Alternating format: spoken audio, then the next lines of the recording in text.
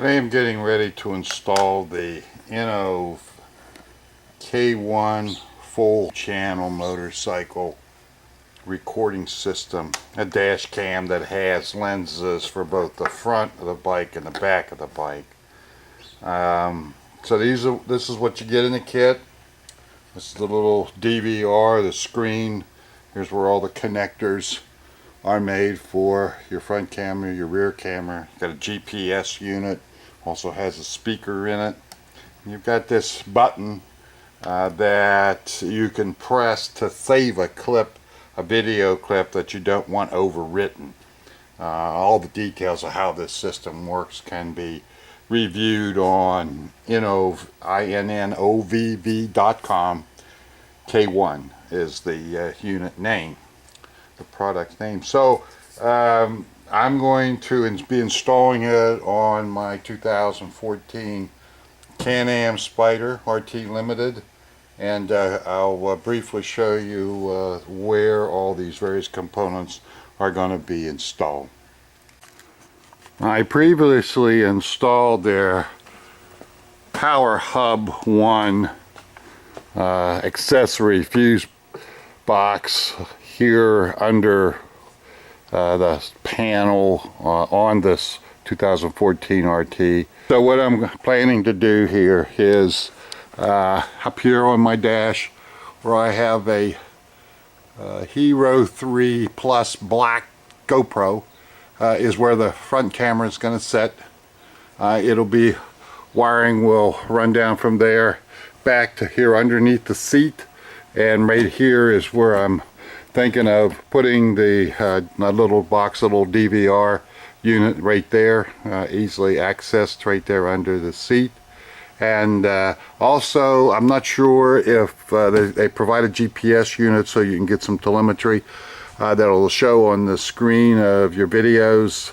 I'm not sure where it's going to function the best. I have some thoughts. We'll just work this out as we go along.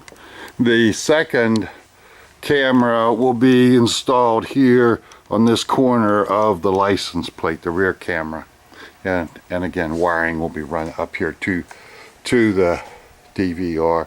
So you've got also a small button that you can press to assure that the currently recorded video segment does not get overwritten. I'm going to be implementing this with a 64 gig chip, and it as you'll go to the website, you can see how this system operates.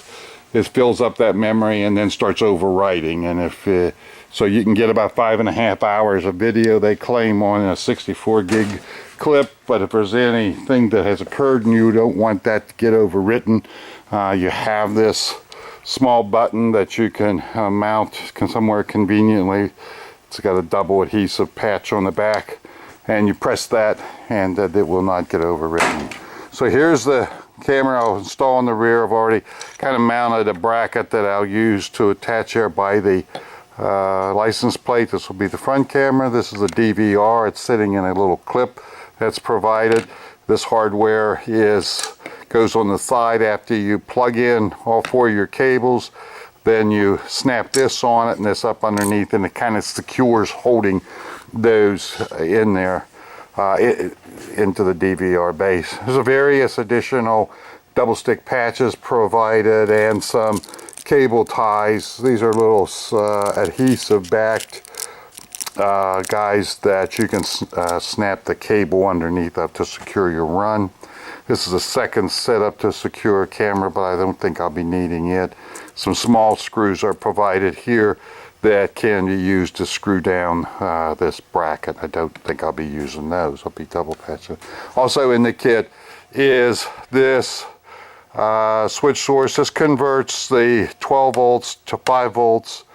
That's what this system draws. So I will be hooking this up. It is set up so it can be, if you don't have a power hub or something like that where it's already a switch source, this yellow lead is a trigger on it, as I understand it, so you can run these directly to your battery if your positioning and leads are such that will be facilitated, and then it's switched on so that this unit will fire up when you turn on the bike, and after a 10-second delay, and after it'll also shut the power off after you shut the bike down.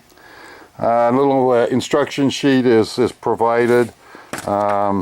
Has various bits of information on it. As you can see, some hints. And when you buy the system, they send you a email, and has a lot of attachments on it, which also are installation instructions and suggestions. So I'm going to get started. Okay, this was the sequence of panel removal so that I could, once the camera is mounted up at the upper right corner of the license plate, that I could route the cable up through there. So the first panel removed is this guy. I'm not going to remember the actual panel names as the BRP names them. Then there's 3 bolts here, and 2 on each side of the saddlebags here that will allow this to drop a little bit.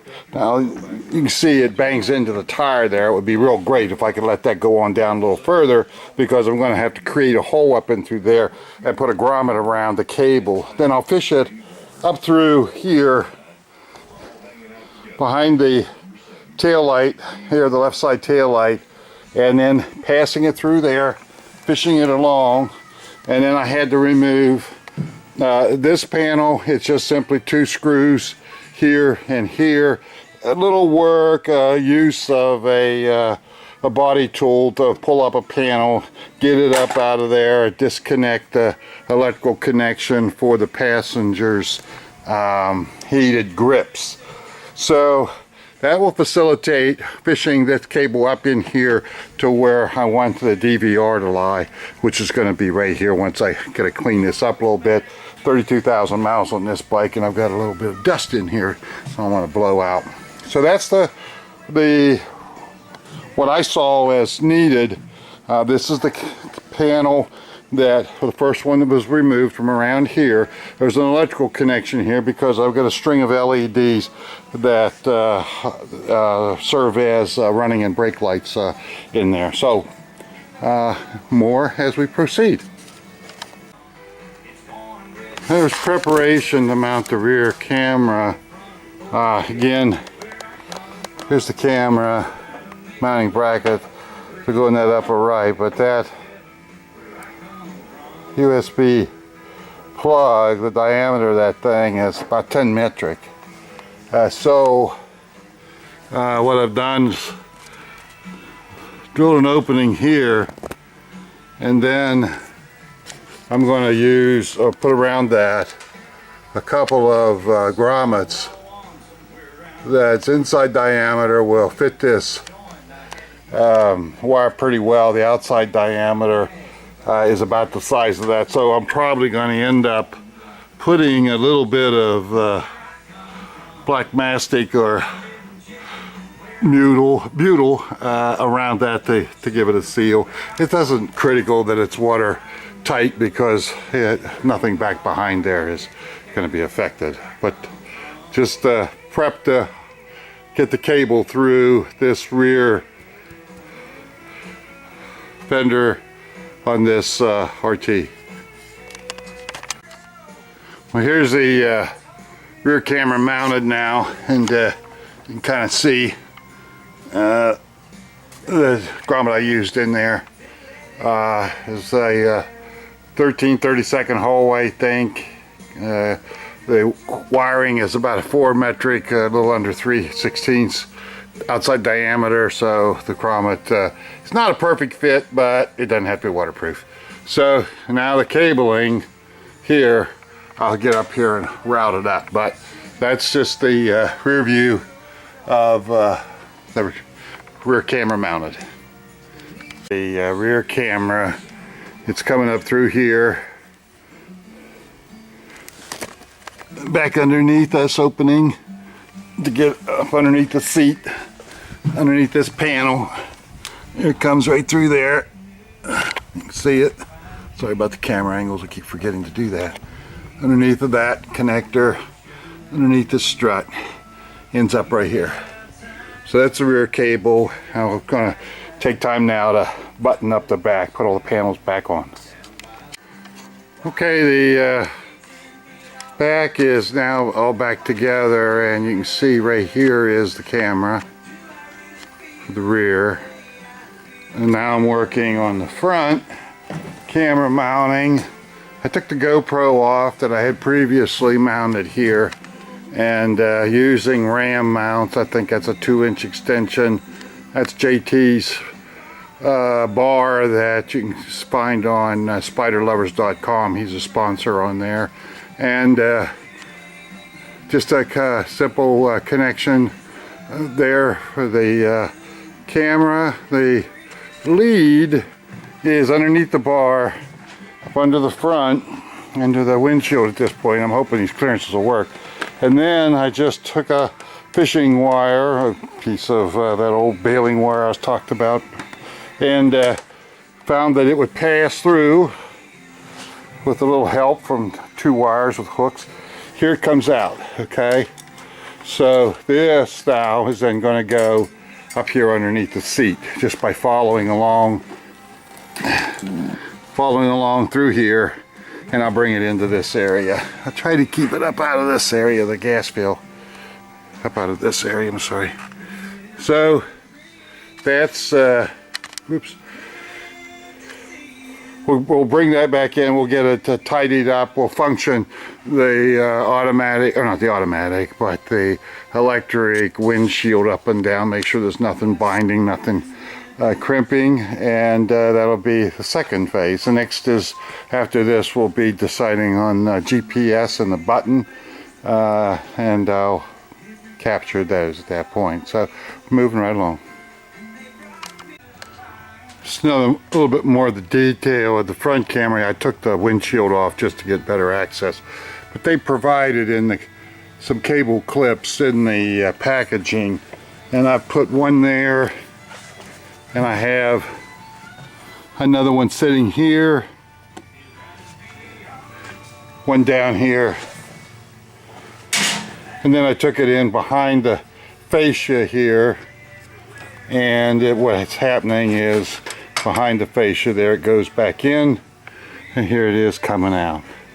So that's the detail of how I routed the cable for the front camera. Everything fits very nicely. I think it's going to be a real good setup. So with that, I'll come back when I get more of this buttoned up, and then go for the GPS and the button. Try to show a little bit more of the detail of the routing of the front camera's cable. Back in there is a wire that a harness is going through. I don't know what you call those, a heavy wire loop that I looped this one through. And then also there was a tie down available right here, and I grabbed that, routed it along the cable release for the console there, the glove box, whatever, and behind that, and then it will just drop on down behind here and go up in here for where the DVR will be. And the final for bringing up that front camera's cable comes down through, follows along underneath this shield here. There's a cable tie right here. Let me get a light on it so you can see that you can take advantage of to secure this right there. I put a zip tie in that, and then brought it up here through the opening that's created for the helmet lock, which I don't think anybody uses, but anyhow. So front camera, rear camera, both are now routed up in here. Okay, time to button up a bunch of panels.